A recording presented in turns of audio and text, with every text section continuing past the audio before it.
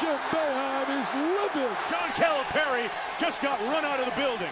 And Mick Cronin right in the face of Valentine, and Ted Valentine right back at him.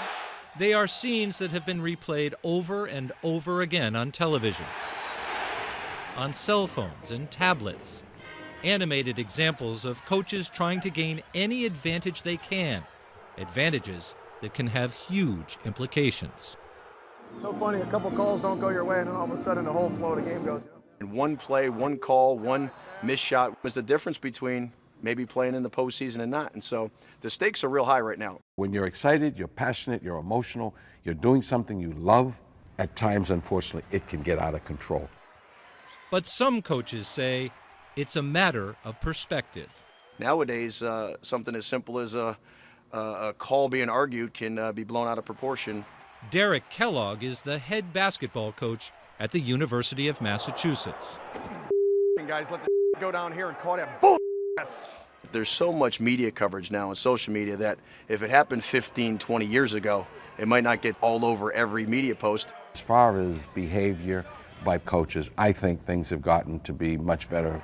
Mike Jarvis has been a college head coach for 25 years, including a just concluded 6-year stint with Florida Atlantic. The problem is that everything is just so magnified. I can't even begin to imagine what would have happened if Twitter, Facebook, all of these other social media outlets were around, okay? Because they have added to this culture that is not really, really great for athletics.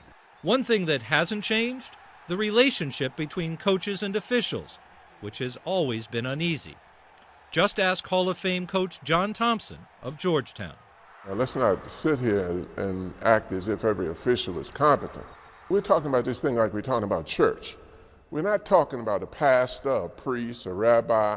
We're talking about the damn official, and we're talking about a coach. No, don't end the game like this, like that. It was a great game, a tremendously well officiated game. I just disagree with that last call there, that's all.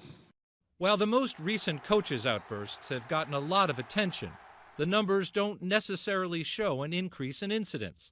According to Stats Inc., the rate of team technical fouls, any technical assessed to a non-player, has actually gone down sharply in the last decade.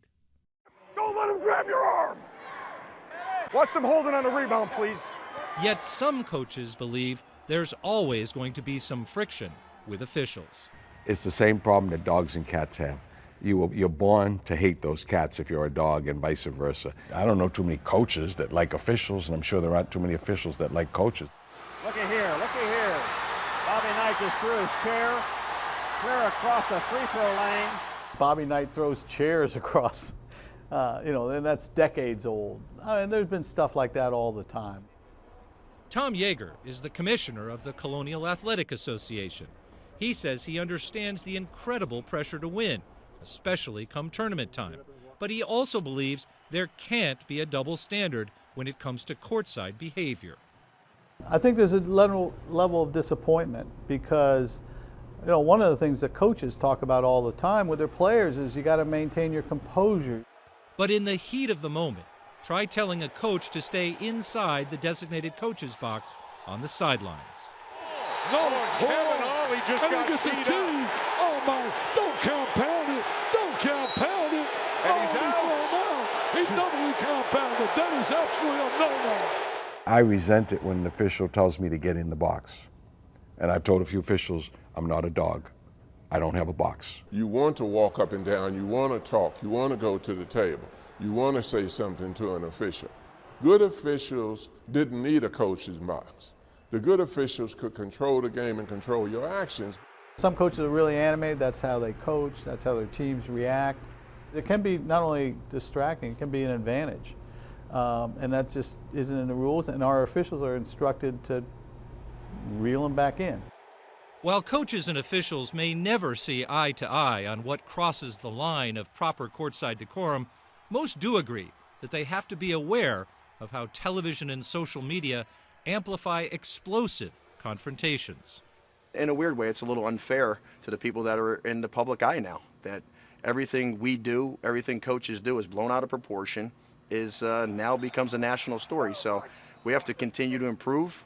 Is it fair for a coach to be held to a higher standard? The answer, I believe, is yes.